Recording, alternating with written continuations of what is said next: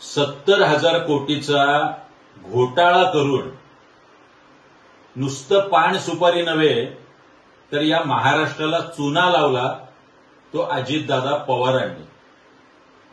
तरी वर तोंड करून घासलेट चोर सुपारीबाज आम्हाला म्हणतोय.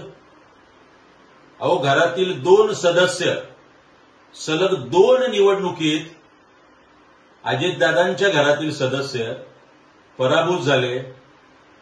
हे अजितदादांचं यश.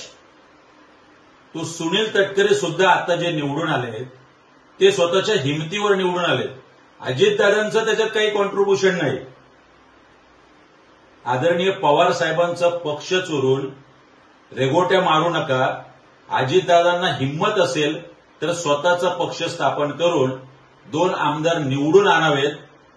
आम्ही मिशा कापून हातात देऊ घासलेट चोराच्या. नुसतं स्वतःच्या टी शर्टवर पेन लावणारा पावसाळी बेडूक लायकीत राहायचं.